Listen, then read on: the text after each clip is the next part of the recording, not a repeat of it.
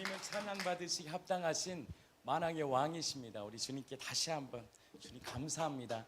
2024년도를 여기까지 인도하시고 또 2025년도를 준비하는 우리들 정말 주님이 기뻐 받으시는 삶 되게 해달라고 주님 영광 받으십시오 하는 마음으로 우리 영광과 감사의 박수 올려드리겠습니다. 주님을 찬양합니다. 주님은 찬양받으시 합당하신 만왕의 왕이십니다. 오늘은 기쁜 성탄 그가 오신 이유에 대해서 세 가지 정도 말씀을 나누고 좀 마치려고 합니다. 성탄절은 예수님의 인카네이션, 바로 하나님이신 그분이 이 땅에 사람으로 오신 놀라운 이 출생의 비밀, 예수님이 하나님이신 그분이 이 땅에 오시고 동정녀 마리아를 통해서 이 땅에 출생하는 날을, 원래 24일이 크리스마스는 아니에요. 그것을 그냥 우리는 기념하고 기억하는 날입니다. 그래서 성탄절은 단지 예수님의 탄생을 예수님 탄생하셨지 축하하는 날 정도가 아니라, 예수님의 이 성탄절은 하나님이 인간을 향한 이 구원, 그 구원을 이루시는, 바로 하나님의 그 죄인을 구원하시려는 하나님의 놀라운 계획이 성취된 날이에요. 그 갈라디아서 한번 4장 4절 한번 보겠습니다. 갈라디아서 4장 4절에 보면 때가 참에, 그래요. 하나님의 때가 딱 찰 때 하나님이 누구를 보내냐? 그 아들을 딱 보내주시니까 때가 찬 거예요. 그 창세기부터 우리 요한계 기독교에 우리가 예수를 믿는 우리들이 그 우리 창조의 이 날짜들을 계산하는데, 우리 기독교는, 우리 예수를 믿는 우리들은 어떻게 계산을 하냐면 아담부터 아브라함까지 그 연대기를 어떻게 계산하냐면 2000년으로 계산합니다. 그래서 창세기 5장부터 11장에 보면 아담부터 아브라함까지, 아담부터 노아까지가 몇 년이냐면 약 1600년입니다. 1656년입니다. 노아부터 아브라함까지 약 292년, 합산하면 1948년이에요.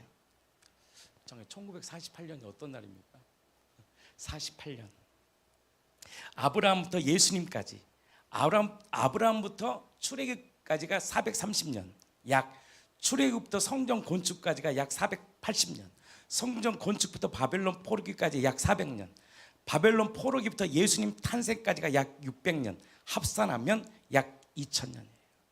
그리고 아담부터 아브라함까지를 약 2000년, 그러니까 또 아브라함부터 예수님까지 약 2000년, 그러니까 도합 계산되면 몇 천 년이에요? 창세기부터 예수님 오심까지 성경 안에 계산을 해보니까 신학자들이 4000년이라는 거예요.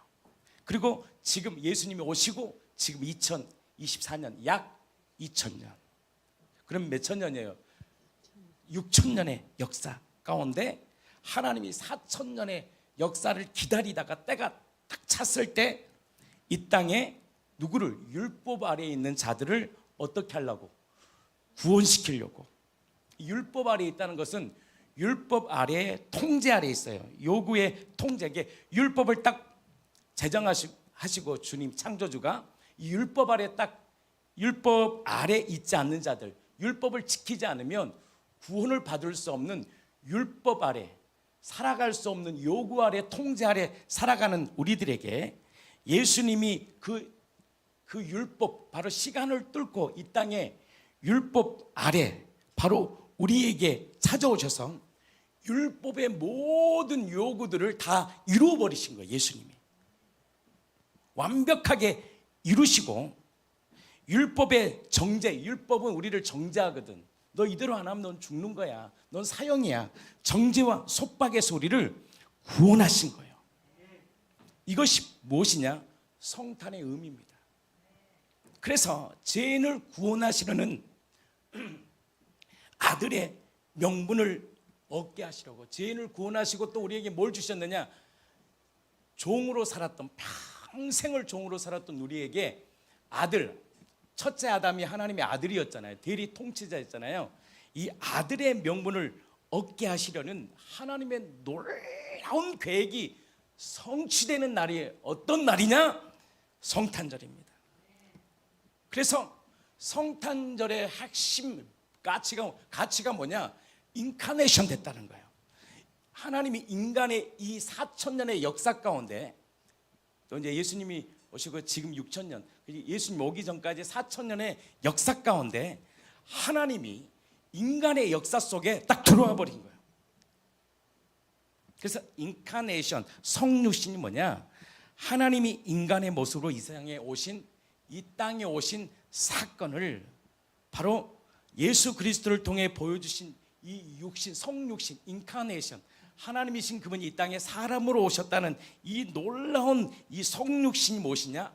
바로 성탄절의 핵심 메시지입니다. 하나님이 인간의 역사 가운데 우리를 자정하시고 다스리신다. 아멘이시죠? 그래서 요한복음 1장에 보면 14절에 보면 말씀이 육신이 되어 우리 가운데 인카네이션, 거하셨다는, 우리 안에 오셨다는 거예요.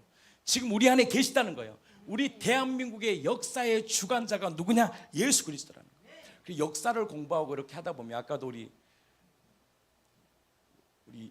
이현수 집사님 말씀하셨던 진짜 우리나라가 복받은 나라예요. 저희 아버지에게 그 말을 했더니 저희 아버님이 야 그런 일이 있었냐? 이승만의 초대 대통령이 기도로 세워준 나라요. 저희 아버님이 그때부터 달라지는 거예요. 저희 아버님. 우리나라가요, 아까 말씀처럼 미국과 영국도 하지 못했던 일을 한 거예요. 성경에 딱 손을 놓고 30분을 기도해 버린 거예요. 이 나라는 하나님의 나라입니다라고 선포한 나라가 어떤 나라냐? 진짜 대형. 이게요 정말 너무나 감격이고 기쁨입니다. 그래서 하나님이 이 백성을 지금도 지키시고 이 언약을 이루십니다. 이 대한민국에 2만 약 2만 명의 선교사들을 파송했어요. 근데 이 민족을 하나님이 복을 안 주시면 선교사들도 어떻게 할 수 없어. 그래서 하나님은 이 대한민국을 통하여 이 마지막 구원의 역사를 저는 이루실 줄 확실합니다. 그래서 이 하나님의 역사의 개입, 성탄절이라는 것은 뭐냐면 하나님의 역사에 개입하셨던, 인간의 역사 가운데 개입하시고, 개입하심에서 끝나는 것이 아니라 바로 우리를 뭐 하신다는 거예요? 구원의 길로 이끄시고, 그 구원의 절정이면요 우리의 신분, 아들의 명분을 딱 주셔서 세상을 다스리고 통치하는 하나님의 자녀로 살 수 있는 권세를 주셨다는 거예요. 아멘이시죠? 그래서 제가 이 시간 예수님이 오신 이유에 대해서 말씀하기 전에 제가 새벽에도 말씀했지만 예수님의 탄생은 단지 우연이 된 게 아니에요. 히스토리는 역사예요. 여러분들 성경은 신화 아닙니다. 역사예요. 기록된 역사의 실제예요. 실제. 이 역사 가운데 하나님께서 자신의 이야기를 써내려가는데 그 써내려가는 이야기 속에서 무엇을 집어넣느냐? 나는 인간을 사랑하고 내가 창조한, 내가 너를 보면서 보기 좋았다라고 말씀하신 인간을 향한 당신의 마음을 구구절절 성경 속에 놓고 하나님의 그 약속, 나는 반드시 이 인간을 다시 죄와 사망에서 자유케 할 거라는 이 놀라운 구원을 성경 구석구석 기록해 놓은 거예요. 그래서 성경은 무엇에 관한 이야기냐? 구원에 관한 이야기라. 근데 그래서 오늘도 찬양했잖아요. 성경대로의 성경대로, 말씀대로, 역사대로, 역사의 주관자이신 하나님이 성경대로 이 땅에 예수님이 오셨는데 예수님의 탄생의 예언부터가 그냥 우연이 되지 않았다는 거예요. 철저히 뭘로 되느냐? 성경대로 되는 거예요. 구약의 이사야가 7장 14절을 통해서 말씀합니다. 우리 한번 찾아주세요. 읽어주세요. 이사야 7장 14절. 그러므로 주께서 친히 징조를 너에게 주실 것이라. 보라, 처녀가 잉태하여 아들을 낳을 것이요 그의 이름을 임마누엘이라 하리라. 참 이사야가 성령의 감동을 받고 처녀가 어떻게 잉태합니까? 여러분들 처녀가 잉태합니까? 절대 잉태할 수 없죠. 자녀는요, 남과 여의 성적 결합을 통해서만이 반드시 아기가 낳게 돼 있어요. 근데 성경은 우리에게 친히 자신의 구원의 징조를 보여주신 거예요. 구원을 어떻게 이루실지를 보여주신 거예요. 근데 어떻게 이루실 거다? 처녀가 잉태하여 아들을 낳을 것이요, 그의 이름은 임마누엘이라. 이 말씀을 예수님이 이 땅에 오셔서 이 선지자의 예언의 말씀, 700년 전에 예언한 거예요. 예수님 오시기 전에. 그걸 성경에 딱 기록된 거예요. 너무 신기하잖아요. 저는 전에 성경대로 이 말씀을 계속 찾으면서 놀랍더라고요. 와, 증거가 있구나, 표적이 있구나. 정확히 예언을 우리 주님께서 선지자를 통하여 예언하시고 반드시 구원을 예언하시고 반드시 그것을 이루셨구나, 성경대로구나. 이게 확 제안이 올 때요, 놀라운 기쁨이 일어나더라고요. 하루 종일 성경 찾았던 거예요. 예수님은 왜 십자가에 달려 돌아갈까?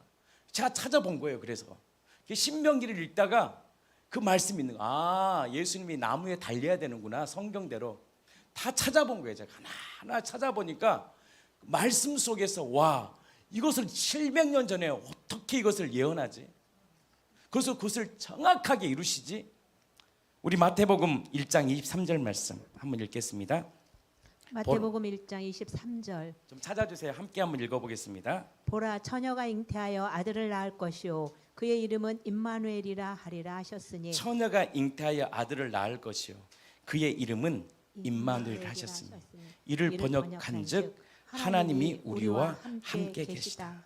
그래서 예수님이 동정녀 마리아를 통하여, 처녀의 몸을 통하여 이 땅에 아들로 오셨어요.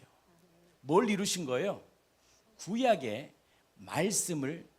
여러분들 성경이요, 다 쪼개져 있었어요. 한꺼번에 된 것도 아니에요. 700년 전에. 여러분들 700년이라는 숫자가 우리 조선왕조 500년입니다. 500년의 역사도 몰라요, 제대로. 근데 이 700년의 그 정말 우리 조선시대만 해도 까마득하잖아요. 근데 700년 전에 바로 이사야라는 예언자를 통해서 정확하게 예수님이 이 땅에 어떻게 오실지를, 어떤 모양으로 오실지를 정확하게 예언하시고 그 말씀을 증거하신 하나님이, 요 하나님, 예수라는 말씀은 곧 예수님이시잖아요. 말씀이 육신이 되어셔서 정확히 그 말씀을 이루신다는 거예요. 저는 놀랍더라고요. 무려 313가지 정도의 그 무수한 예언들을 예언하시고 그것을 성취하는 거예요. 어떤 종교도 무엇을 예언하고 성취한 종교가 하나도 없어요. 왜? 하나님만이 역사의 주관자이기 때문에 예언하고 성취는 있을 수가 없는 일이에요. 좀 대충 맞출 수는 있겠죠. 대충 감으로. 그러나 정확한 무언가를 예언하고 그것을 명확하게 성취할 수는 없다라는 거예요. 근데 우리 창조주께서 이사야를 통해서 정확히 예언하는 거예요. 뭐라고? 처녀가 잉태하여 딸을 낳으면 안 돼. 정확히 누구를 낳아야 돼요? 아들을 낳아야 돼요. 그 이름이 뭐냐? 임마누엘, 하나님이 우리와 함께 계신다는 이 말씀을 마태가 이 이사야 말씀을 인용하고 놀래 충격받았죠. 와, 나와 3년 반 동안 함께 있었던 예수가 바로 처녀의 몸으로 잉태하신 이 구약의 예언을 이루신 바로 진짜 우리의 구원자라는 사실 앞에 충격받는 거예요. 충격받아야 돼요. 하나 더 보겠습니다. 미가서 5장 2절입니다. 미가서를 통해서, 미가라는 선지자를 통해서 5장 2절에 이렇게 말씀합니다. 미가서 5장 2절에 베들레헴 에브라다야, 너는 유다 족속 중에 작을지라도 이스라엘을 다스릴 자가 내게로 나올 것이라. 아멘. 이스라엘 다스릴 자가 어디서 나온다는 거예요? 베들레헴에서 나오는 거예요. 그래서 로마 초대 항자를 통해서 뭘 하게 하느냐? 호적 조사를 하게 하는 거예요. 그래서 자기 태어나는 고향으로 다 가라고 명령해 버린 거예요. 그러면 누가 있을까요? 그 황제의 마음을 움직이신 분이 누굴까요? 역사의 주관자이신 하나님이 역사를 막 움직이는 거예요. 우리 가정의 주인도 누구냐? 바로 우리의 주인 되시는 예수 그리스도께서 우리의 모든 삶과 역사를 주관하신다는 것을 믿기를 축복합니다. 이 말씀을 누가복음 2장 1절에서 20절까지 쭉 나와요. 그러나 이 핵심 메시지만 찾아보겠습니다. 2장 11절. 오늘 같이 한번 읽겠습니다. 누가복음 2장 11절. 오늘 다윗의 동네. 자, 다윗의 동네가 어디입니까? 베들레헴이에요. 이 베들레헴을 통해서 누가 나왔다는 거예요? 구주가 나셨으니 구원자. 구원은 뭐냐? 사망에서 생명으로 인도하실 분이에요. 여러분도 우리가요 살아갑니다. 지금 왜 살지? 돈을 열심히 벌어, 뭔가를 열심히 해. 우리가 살아가요. 내가 무엇을 위해 살아가지? 도대체 나는 어디에서 왔지? 나는 어디로 가는지 모르는 어둠 가운데 땅의 것만 보고 살잖아요. 그래서 성경이 인간 죄로 꽉 찬 인간이 주인된 인간의 죄론을 정확히 말하는 인간이 어떻게 사는지를 성경을 정확히 말합니다. 인간은요 딱 세 가지밖에 없습니다. 육신의 정욕, 안목의 정욕, 이생의 자랑밖에 없다는 거예요. 땅의 것만 보고 살았던 우리들의 인생 가운데 예수 그리스도께서 이 땅에 오셔서 우리에게 뭘 주셨냐? 참된 우리가 살아갈 수 있는 참된 삶에 대한 방향과 목적을 제시해 주신 거예요. 오늘 이 말씀도 마찬가지입니다. 바로 미가서를 통하여 예수님이 우리를 다스릴 자, 이스라엘뿐만 아니라 예수를 주인으로 모시는 우리들을 다스릴 그 자가 어디에서 와야 되느냐? 서울에서 오면 안 돼요. 정확히 어디서 나오냐? 부산도 안 돼, 일본도 안 돼, 중국도 안 돼, 유럽도 안 돼요. 어디를 통해서 와야 되느냐? 바로 다윗의 동네인 베들레헴을 통해서만 와야 돼요. 그래서 그 임신한 몸에 정확하게 하나님이 그 마리아가 딱 이제 태어날 때 그 시간을 딱 계획하시고 정확하게 베들레헴에 딱 들어가게 하셔서 입성하셔서 그 베들레헴에서 어떻게 합니까? 예수를 딱 출생케 해버리는 거예요. 뭘 이루시려고? 하나님의 이 약속의 말씀을 이루시려고. 아멘. 근데 이 베들레헴에서 누가 나왔느냐? 출생하셨느냐? 우리의 구원자. 평생을 매어 종노릇하며 살 수밖에 없는 우리들. 육신의 정욕, 안목의 정욕, 이생의 자랑, 땅의 것만 보고 살다가 죽으면 끝나지면 좋겠어요. 그렇게 살다가도 죽으면 끝났는데 죽음 위에 평생을 지옥불에서 고통받으며 신음하며 살 수밖에 없는 우리들에게 예수께서 이 땅에 성경대로 딱 출생하시고 바로 우리에게 뭘 주고 싶었던 거예요? 구원이라는 놀라운 복을 주시고 종이 아니라 아들의 명분을 딱 허락하셔서 세상을 다스리고 정복하고 통치하는 하나님의 백성으로 우리를 구원해 주셨다는 거예요. 세 번째입니다. 이사야 9장 6절에 보면 예수님이 어떻게 오셨느냐? 한 아기로 오셨다는 거예요. 이사야 9장 6절에서 7절입니다. 한번 찾아보겠습니다. 이사야 예언자가 이 땅에 구원자로 오실 그 출생의 비밀, 그 구원자는 무엇을 통해서 와야 되느냐? 한 아기에게 나신 거예요.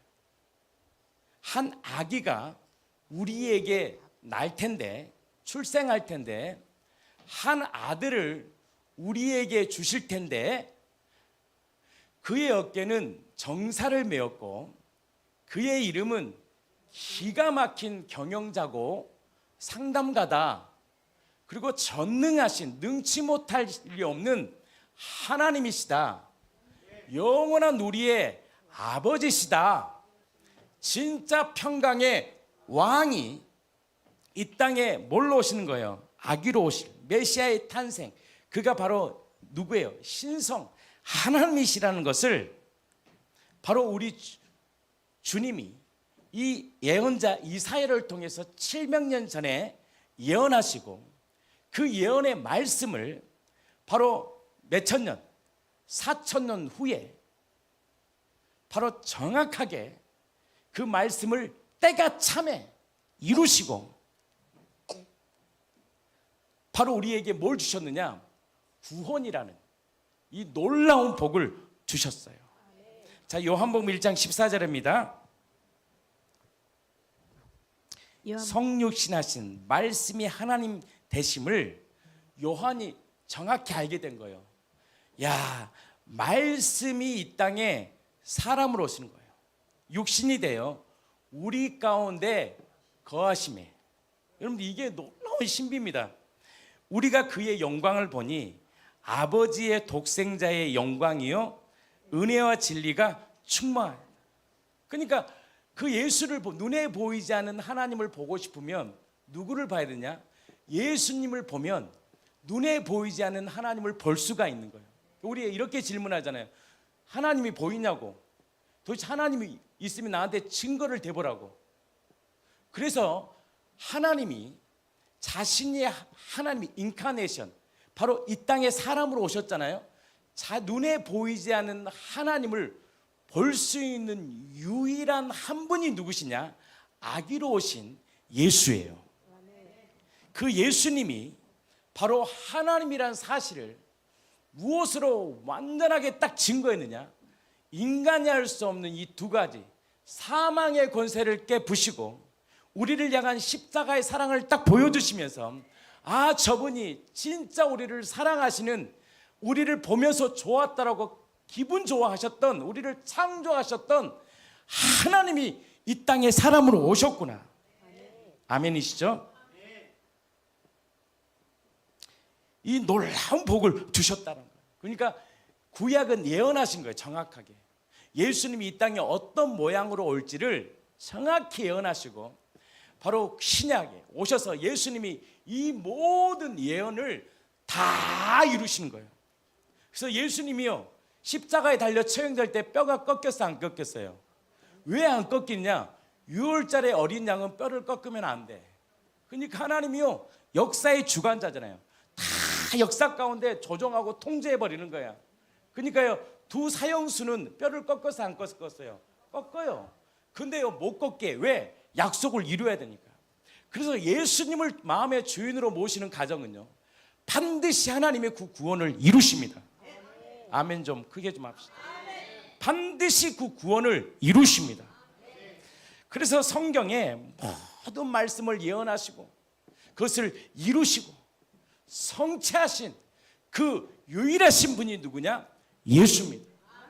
예수만이 우리의 길이에요, 진리예요, 생명입니다. 이만희는 구원자가 될 수 없어요. 정명석이도 구원자가 될 수 없어요. 교황도 우리의 구원자가 될 수가 없어요. 거기에 현혹되고 빠지면 안 돼요. 누구만이 진짜 우리 요한계시록 두 용 나오잖아요. 거기도 말하는 현혹하게 좀 기적 좀 비슷하게 행하면 저 사람이 신인가? 저 사람이 있잖아요. 어디에도 있어요. 어디 가면 자기가 신이 돼가지고 세상을 움직일 것 같아. 우리나라와 정치, 경제, 문화의 진짜 주권자는 예수입니다.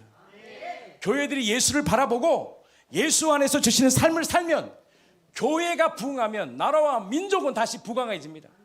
교회가 쇠퇴하고 불의를 저지르면 하나님이 징계와 막대기를 통해서 다스리는 거예요. 나라를 막 다스리는 거예요.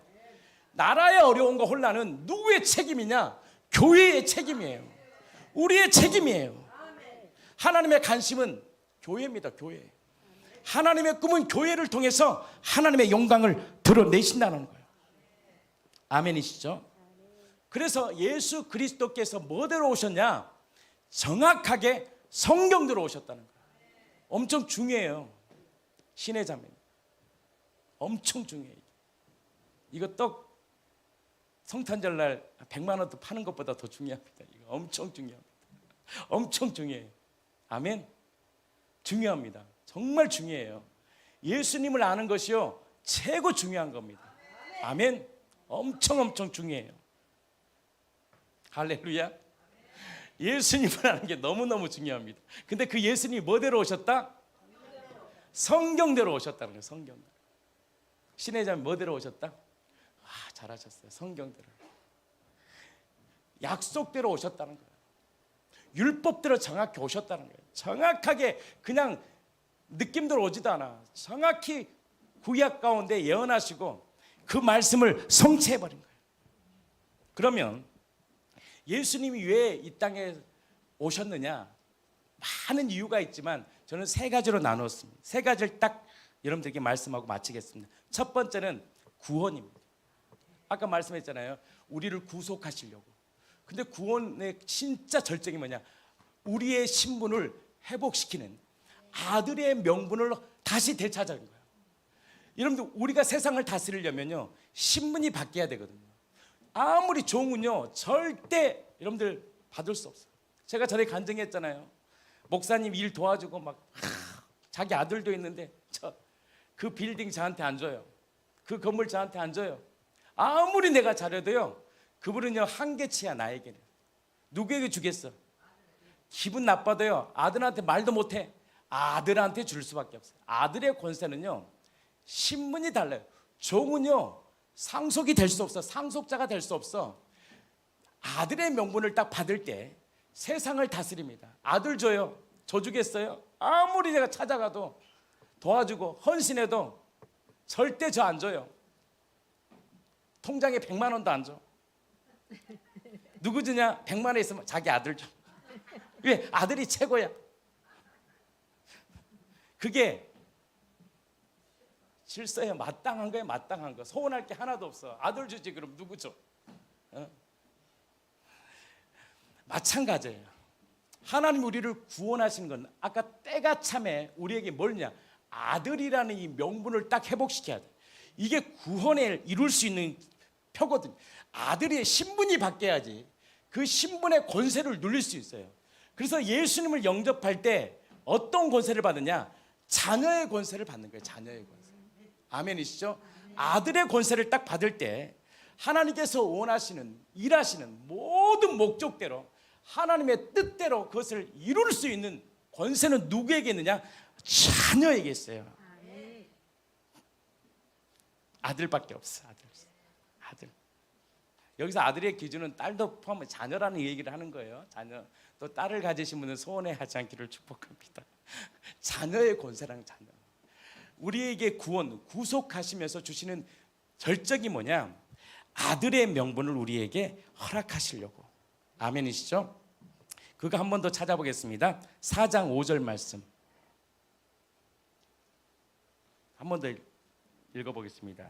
좀 찾아주세요. 갈라디아서 4장 5절. 율법 아래 있는 자들을 속량하시고 구원하시고 또 우리로 아들의 명분을 얻게 하려 하심이라.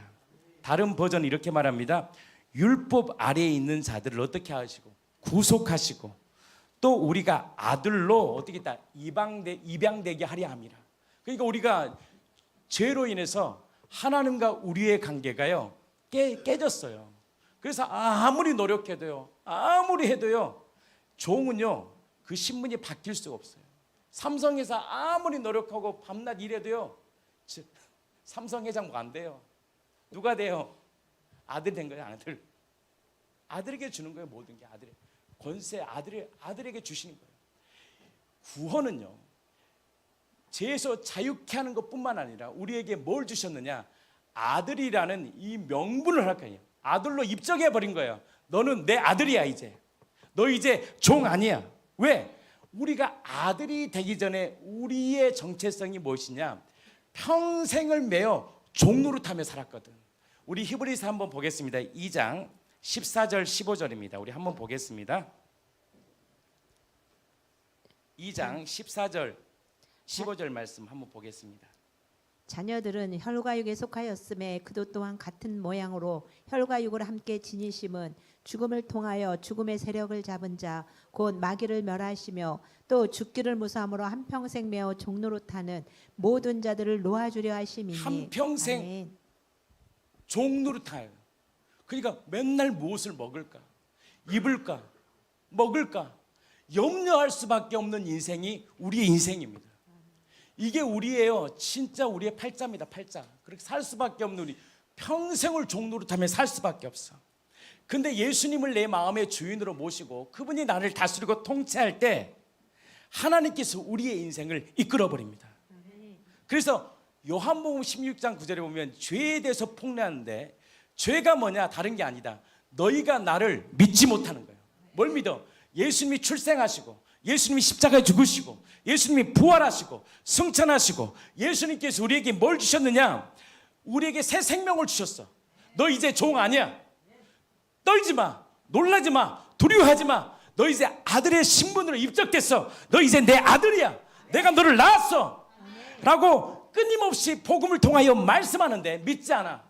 이건 믿음의 문제거든요. 이미 예수님 십자가에 죽으시고 부활하셔서 우리의 주인 되어 주셨는데 믿지 않고 여전히 내가 주인 되어 살아가는 우리들. 그래서 예레미야 2장 13절은 이렇게 말합니다. 12절은 이렇게 말합니다. 너 하늘아 이 일로 말미암아 놀랄지어다. 심히 떨지어다. 두려워할지어다. 여호와의 말씀. 이 일이 무엇이냐? 13절 우리에게 말씀합니다. 이 백성이 두 가지 악을 행하였으니 곧 그들이 생수의 뭐죠?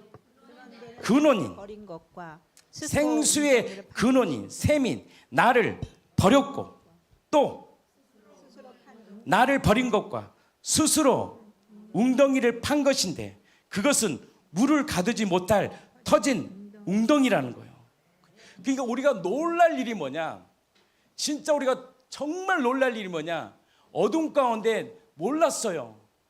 왜 내가 이렇게 고통받고 내가 이렇게 살아야 되는지를 몰랐어요. 성경을 통해서 딱 알게 됐느냐? 성경을 통해서 하나님이 말씀하시는 거예요. 주님이 음성으로 우리에게 말씀합니다. 네가 주인 아니다. 너의 진짜 주인은 나다. 얘 이스라엘 민족이 망한 자 아니야? 생수의 근원인 바로 생수의 셈인 나를 버린 거야. 그리고 스스로 물 저장고 즉 물을 가두지 못할 터진 저장고를 판 거야. 물을 가두지 못할 터진 웅덩이를 계속 파봤자 터져 있어. 답이 안 나와. 아무리 용을 쓰고 예를 쓰러 너희 가정의 문제 해결되지 안 돼. 예수님이 우리 가정의 주인 될 때 이 주도권이 내가 아니라 예수님이 주인 될 때 바로 우리의 인생의 문제들은 그때부터 풀어진다는 거예요. 바로 이 죄의 문제, 내가 철저히 주인 되어 내 감정과 내 뜻대로 사는 내 주인 된 죄를 예수님이 십자가에 못 박으시고 부활하심을 통하여 우리에게 뭘 주냐? 새 생명. 보이지 않는 하나님을 예수를 통해서 아버지라 부를 수 있고 그 예수님 앞에서 내가 그 예수님의 뜻 안에 살아갈 수 있는 이 놀라운 복을 주셨다는 거예요. 이 구원, 사망에서 생명으로, 어둠에서 빛으로, 흑암의 권세에서 하나님의 나라로 예수님이 이 땅에 아기의 모양으로 아기로 오셨어. 모양으로 온 게 아니라 철저히 아기로 오셨어. 바로 예수님이 자라나 성경대로 몇 살 때부터 공생애를 시작합니까? 30살. 왜 예수님이 30살에 시작됐느냐? 대제사장의 사역은 몇 살부터 하느냐? 30세부터 하는 거예요. 그래서 요한도 때를 기다리다가 몇 살 때부터 6개월 차이잖아요. 예수님과 6개월 전에 난 거야. 30살부터 공생 예수님의 그 제사장 사역을 한 거예요. 뭐대로? 철저히 말씀대로. 만약 29살에 하면 예수님은 구원자가 될 수가 없어요. 그래서 예수님은 철저히 30이 딱 될 때부터 아버지 밑에서 뭐 했어요? 아버지 밑에서 목수일을 도와주다가 딱 하나님이 딱 때 30살이 딱 되는 순간 공생의 시작이 되는 거예요. 이 모든 것들도 뭐대로 되는 거냐? 율법대로, 예언대로 성취하신 거예요. 놀랍지 않습니까? 그냥 되어진 게 하나도 없어요. 율법의 모든 요구를 예수님이 이루신 거예요. 아멘이시죠? 그래서 존 칼빈이 이런 말을 하잖아요. 예수 그리스도의 성육신 사건은 하나님께서 인간을 구원하기 위하여 친히 인간의 신 사건이다. 근데 무엇으로 그분이 바로 우리의 모든 죄를 사해 주셨느냐? 죽으심과 그분이 자라서 30세 공생에, 예수님은 그리스도니까 그리스도의 조건은 세 가지잖아요. 왕, 제사장, 선지자. 제사장 사역은 뭐부터 해야 돼요? 선지자 사역은 바로 30살 때부터 해야 되거든요. 이게 제사장이신 그리스도께서 30이 딱 될 때, 그래서 28살부터 예수님 공생에 하면 그는 구원자가 될 수 없어요. 철저히 성경의 모든 말씀을 다 이루어야 돼요. 철저히 그대로 완벽하게 이루어버립니다. 그분께서 이루셔요. 그래서 우리에게 뭘 주셨느냐? 자신을 향한 우리의 사랑과 마음과 구원뿐만 아니라 뭘 회복했다는 거예요? 아들의 명분을 딱 주시고, 너는 이제 내 아들이다. 여기 아들이, 여기서 말하는 아들을 내 딸, 자녀의 신분을 허락하시고, 야, 이제 내가 너의 인생을 통치할 거야. 내가 너의 인생을 다스릴 거야. 이것이 바로 첫 번째, 바로 구원, 바로 아들의 명분을 주고 싶은 거예요. 아들의 자녀의 권세를 회복시켜 주신 거예요. 그리고 두 번째는 뭐예요? 바로 하나님의 나라. 바로 내가 살아왔던, 내가 주인된 인생이 아니라 이제 예수님을 주인으로 고백하고 선포할 때, 그때부터 너의 인생의 주체는 네가 아니라 바로 내 예수님이 내 안에서 나의 가정과 나의 인생을 이끌어 주신다는 거예요. 그래서 우리 주님이 말씀하잖아요. 수고하고 무거운 짐진 자들아, 다 내게로 오라. 내가 너를 어떻게 한다? 쉬게 하리라. 예수님이요, 참 힘을 줄 수 있는 우리 왕이십니다. 그래서 하나님의 나라를 선포한 거예요. 그래서 예수님이 이 땅에 오신 두 번째 목적이 무엇이냐? 첫 번째 구원, 그리고 아들의 명분을 회복시켜 주시고, 두 번째 예수님이 성탄절을 통해 이 땅에 오신 이유는 뭐냐? 잃어버린 하나님의 나라와 통치 회복. 평생을 내가 종노릇하며 살았잖아요. 2025년도 어떻게 살아야 될까 걱정되고 염려하고 근심하죠. 그 시간에 엎드리고 기도할 때 하나님께서 우리의 인생을 이끄심을 경험하는 거예요. 이 교회를 통해서 절망 가운데 있는 우리들 가운데 성령 하나님을 통해서 우리에게 뭘냐? 내가 너 가정 다스려. 내가 너 자녀 다스릴 거야. 너의 인생의 주권자는 나야. 다시 회복시켜 주신 거예요. 아멘이시죠? 죄로 인해서 하나님과 인간과 관계가 끊어졌습니다. 근데 예수님이 우리와 함께 하신 임마누엘을 통하여 깨어졌던 우리의 관계가 다시 연결된 거예요. 그래서 마태복음 1장 23절, 그의 이름은 뭐라 그래요? 임마누엘이라는 거예요. 우리와 함께 지금 계셔요. 그래서 여러분들 기도하시면 역사가 일어납니다. 제가 우리 지체에게도 그랬잖아요. 전화해서 기도하시라고. 기도하시면 하나님의 역사가 일어납니다. 그 문제를 주님께 내어드리라고. 그러면 주님의 일하심을 보게 됩니다. 전에는 내가 그 문제 해결하려고 밤잠 설쳤다면 그 시간에 하나님, 이 문제가 있습니다. 내가 자녀의 문제가 있고 물질의 문제가 있고 관계의 문제가 있고 삶에 풀리지 않는 문제들이 있습니다. 주님, 내 힘으로는 안 됩니다. 도와주십시오. 이게 통치권이 바뀐 거예요. 예수님이 주인 될 때, 내가 주인 된 인생은 내가, 그러니까 뭐냐? 늘 감정으로. 그러니까 답이 안 나와. 우리 가정들이 이렇게 관계를 딱 엮어보면, 이렇게 만나보면, 야, 못 풀어. 절대 못 풀어요. 누군가가 풀어줘야 돼. 예수님만이 우리 관계의 문제를 풀어줄 수 있는 우리의 진짜 기묘하고 모사하신 분입니다. 그 나라가 이번에 이 땅에 예수님이 성탄을 통하여 회복되신 거예요. 야, 이게 놀라운 축복입니다. 하나님의 통치, 하나님의 회복. 우리가 그러면 하나님과의 관계가 회복되지 않을 때 누구의 지배 아래 있었어요?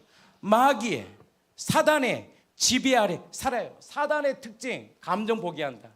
3차원밖에 느낌만 보게 한다. 그러니까 맨날 분노하고 절망하고 낙심해. 그러니까 자신의 방법대로 풀려고 하는 거야. 안 돼요. 근데 하나님의 나라, 하나님의 주도권이 하나님께 딱 가면 나의 문제를 주님께 맡길 수가 있는 거예요. 쟤는 내 혈기로, 내 감정으로, 내 느낌으로, 내 경험으로 풀었던 내 인생에 그 문제를 주님 앞에 내어드립니다. 하나님, 내가 이런 문제가 있습니다. 자녀의 갈등이 오고 물질의 문제가 오고 삶의 문제가 있습니다. 그때 인정합니다. 주님, 내 힘으로는 할 수 없습니다. 나의 주인 되신 예수님, 도와주십시오. 그때 뭘 경험하느냐? 진정한 주님이 다스리고 통치하시고 경영하시고 이끄심을 보게 됩니다. 그게 바로 하나님의 통치와 회복이에요. 얼마나 큰 축복입니까? 누군가에게, 세상은 지금도요, 누구를 섬겨요? 무당을 섬기고 있잖아요, 별짓 다 해요. 그걸로 안 돼요. 진짜 왕이신 예수님만이 우리의 왕이시고 주인 될 때 그 예수님이 우리의 묶였던 매듭들을 풀어낼 수 있는 우리의 진정한 왕이셔요. 그 하나님의 나라, 우리 공동체가 경험하고 예수님이 재림할 때 완벽히 그 나라는 완성될 것입니다. 그래서 예수의 탄생은 하나님이 통치하신다는 것을 선포하는 날이에요. 기뻐하십시오. 이게 기쁜 성탄 예수님이 탄생을 기뻐하십시오. 이제 여러분들의 가정에 예수님이 다스립니다. 이제 예수님께 통치하십니다. 그 예수님께 여러분들의 문제를 내려놓으십시오. 그 예수님을 마음의 주인으로 모십시오. 그때 여러분들의 인생에 묶였던 매듭들을 주님이 풀어주실 것입니다. 그래서 성탄절은 하나님의 나라를 시작을 알리는 최대 기쁜 날입니다. 예수님이 병든 자를 고치시고 소외된 자를 품으시고 하나님의 나라를 선포하셨습니다. 그리고 우리의 삶 속에서도요, 하나님의 나라가 일어나는 거예요. 우리는 장례식을 통해서 뭘 경험했냐? 하나님의 나라를 보게 된 거예요. 봤다 그러면 아멘 좀 해주세요. 결혼식을 통해서 우리는 하나님의 나라를 경험한 거예요. 지체의 어려운 가운데 우리 전체가 탄원서를 쓰면서 그 지체와 함께 했던 것을 우리는 경험하게 된 거예요. 어떤 지체가 그러더라고요. 그 말을 듣는 순간 제일 먼저 썼대요. 난 누구라고 말하지 않아. 그런 것들이 뭐냐? 하나님의 나라라는 거예요. 우는 자와 함께 울어주고 기뻐할 때 함께 기뻐해주고 지체가 사업을 하게 되면 함께 기뻐하고 동역하고 함께 도와주고, 바로 하나님께서 이루신 하나님의 나라가 내 삶 가운데 의의 안에서 희락과 기쁨이 넘치는 거예요. 그래서 근심하는 자 같으나 하나님의 나라와 통치가 시작되면 기뻐요. 근심하는 자 같으나 항상 어떻게 해요? 기뻐하고, 가난한 자 같으나 많은 사람을 어떻게 합니까? 부욕해 하고, 아무것도 없는 자 같으나 모든 것을 가진 자예요. 이 놀라운 복을 예수님의 탄생을 통해서 주셨어요. 우리는 그 현장을 장례식을 통해 보게 되고, 탄원선장을 쓰면서도 우리는 하나님의 나라를 보게 되고, 결혼식을 통해서 깨어진 가정이 다시 회복되는 결혼식을 통해서, 언약식을 통해서 우리는 그것을 보게 된 거예요. 그곳에 예수님이 가정의 주인 되는 그 나라, 이 주시는 참된 기쁨과 평강을 나는 2025년도에 우리 공동체가 정말 마음껏 누리기를 축복합니다. 예수님이 우리 가정의 주인이시지. 예수님이 죽고 부활하신 예수님만이 우리 가정의 주인이지. 누가 그 사랑에서 끊을 수 있겠습니까? 환난이 오고 기근이 오고 적신이 오고 위험이 와도 우리를 사랑하시는 그리스도의 사랑에서 끊을 수 없는 그 하나님의 나라, 그 하나님의 통치를 딱 바라보면서 나는 2025년도에 우리 공동체가 믿음으로 승리하는 공동체가 되기를 축복합니다. 세 번째는 뭐냐면 바로 예수님의 성탄을 통해서 사랑할 수 없는 우리들이 바로 사랑하는 존재로, 또한 세상에 대해서는 못 박힌 존재로 우리의 신분뿐만 아니라 우리의 본질을 바꿔놓으셨다는 거예요. 로마서 5장 8절 우리에게 말씀합니다. 우리가 아직 죄인 되었을 때 그리스도께서 우리를 위하여 죽으심으로 하나님에 대한 우리의 사랑을 확증하셨다. 그 성탄절을 통해서 받을 수 없는, 세상에 줄 수 없는 그 진짜 우리 안에 새로운 본질의 변화가 일어나는 거예요. 이것을 우리는 성화라고 말합니다. 복음의 절정은 사랑입니다. 스스로 사랑하려고 예수는 존재가 되는 게 아니에요. 갈망을 하겠죠. 나는 얘 사랑할 수 없을까? 나는 얘 일에 분노할까? 살아갑니다. 근데 복음이 뭐냐면 하나님께서 우리의 옛자를 죽이시고 형제, 자매, 원수까지 사랑하는 것이 본질인 새로운 존재로 바꾸어 놓으셨다는 거예요. 이것이 믿음으로 들어와야 돼요. 그냥 나는 사랑해야지. 오래 못 가더라고요. 다른 종교도 해요. 근데 그게 아니라 복음이 뭐냐? 하나님께서 우리의 옛 자아를 십자가에 못 박아버리시고 우리가 형제 자매 심지어 원수까지 사랑하는 것이 본질인 새로운 존재로 우리를 바꾸어 놓으셨다. 이게 믿음이에요. 이것이 내 안에 믿어지면 믿어질수록 우리의 삶은 완전히 바뀝니다. 보는 것이 달라져요. 3천만 보았던 보여준 걸 바라왔던 내 안에 깊은 하나님의 마음을 보게 되고 깊은 하나님의 세계를 경험한다는 거예요. 아멘이시죠? 그래서 갈라디아서 2장 20절 우리에게 말씀합니다. 내가 그리스도와 함께 십자가에 못 박혀 죽었나니 이제는 내가 사는 것이 아니구나. 본질이 바뀌었구나. 새로운 존재가 되었구나.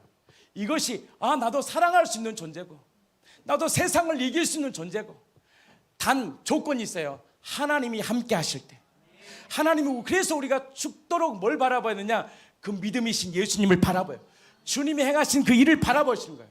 그래서 우리 예수님이 나의 옛 자아, 나의 본성을 십자가에 못 박으셨구나. 나는 사랑할 수 없지만, 나는 정말 용서할 수 없지만 예수님께서 내 옛 자를 못 박아버리시고 사랑할 수 없는 존재, 용납할 수 없는 존재잖아. 우리가 용납합니까? 그런 존재가 아니거든. 철저히 내 중심으로만 살았던 내 인생, 내 철저한 내 계획과 감정으로만 살았던 내 인생에 예수님이 십자가에 죽으시고 부활하셔서 본질이 새로운 존재로 바꿔놓으셨다는 이 놀라운 믿음이 성령을 통하여 내 안에 인쳐질 때 우리의 인생은 바뀝니다. 나는 원래 그러잖아요. 원래 이런 사람들이 있어요. 나는 원래 좀 성격이 그렇게 좀 급해. 나는 원래 난 성질이 좀 이렇게 원래 그렇대. 그거 원래 아니에요. 죄 때문에 그런 겁니다. 죄가 그렇게 나는 원래 급해. 나는 원래 좀 이해하지 못해. 나는 원래 좀 부정적이야. 그거 다 거짓말이에요. 그 죄에서 나온 거예요. 그걸 예수님이 십자가에 못 박았어요. 그것을 믿어야 돼요. 그리고 내가 사랑하는 존재로 우리를 바꿔놓으신 거예요. 본질이 바뀐 거예요.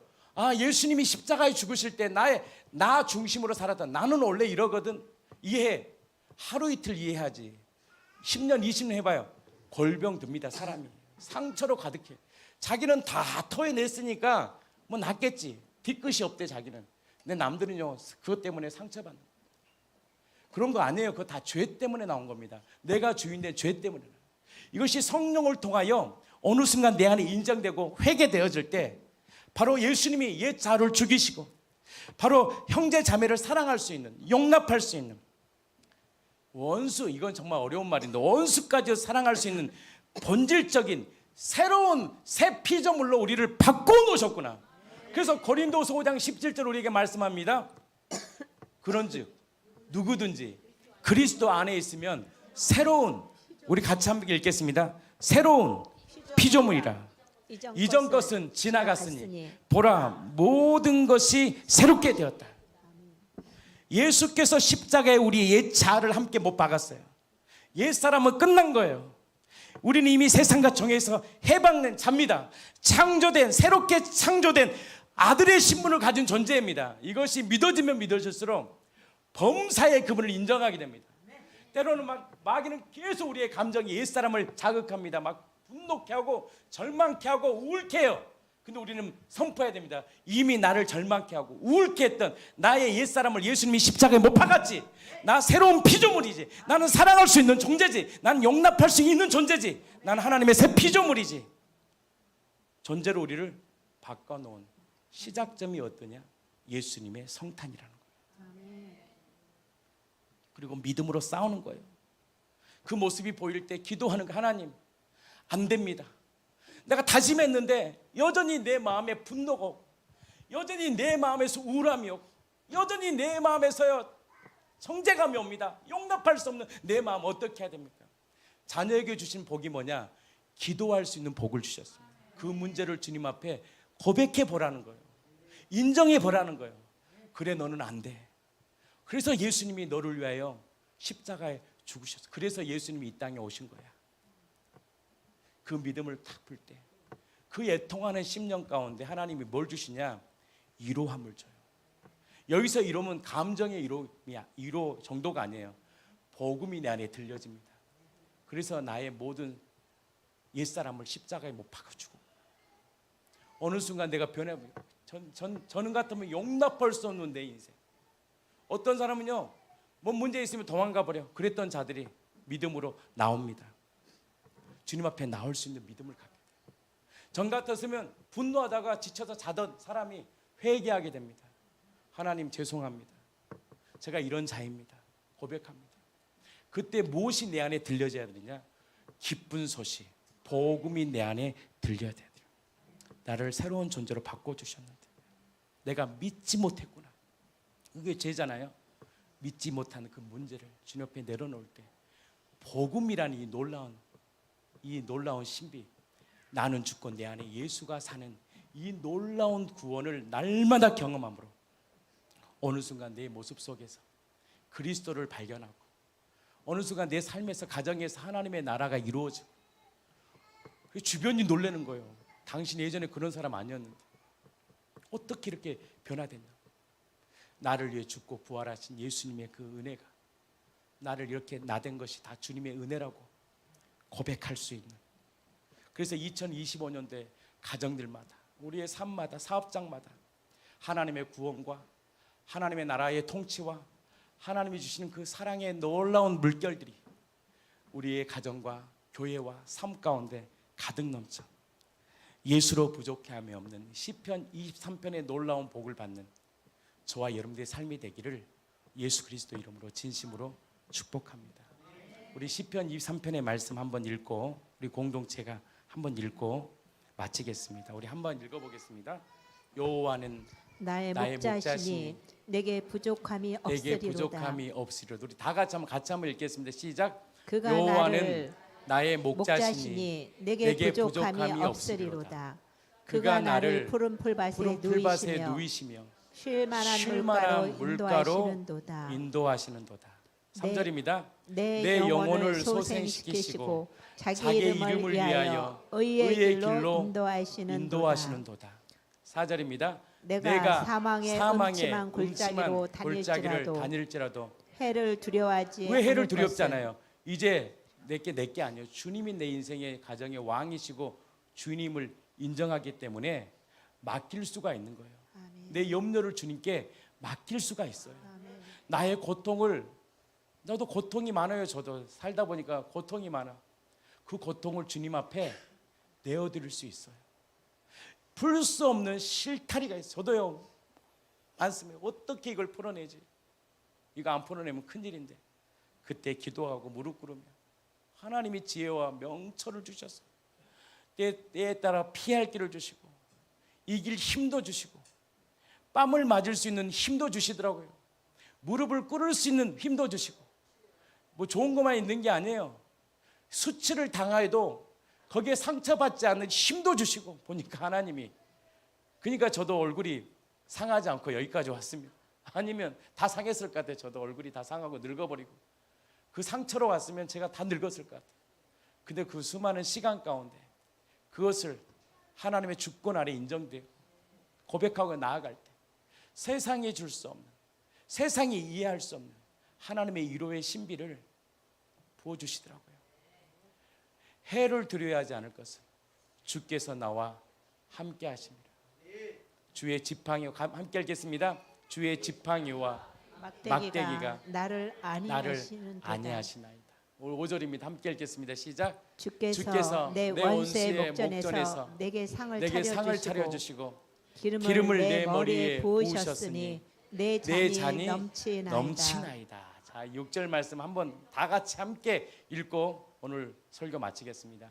시작. 내 평생에 선하심과 인자하심이 반드시 나를 따르리니 내가 여호와의 집에 영원히 살리로다. 아멘. 이 놀라운 고백이 지식, 그냥 오늘 구호가 아니라 예수님의 출생을 통하여 성탄을 통하여 그 예수님의 죽으심과 부활을 통해 주시는 그 예수님을 마음의 주로 모시는 저와 여러분들의 삶의 실제 고백이 되어 2025년도에 정말 부족함이 없는 그분이 다스리는 하나님이 함께 하심을 매일 삶 가운데 경험하고 누리는 저와 여러분들의 삶이 되기를 예수 그리스도 이름으로 진심으로 축복합니다. 기도합니다.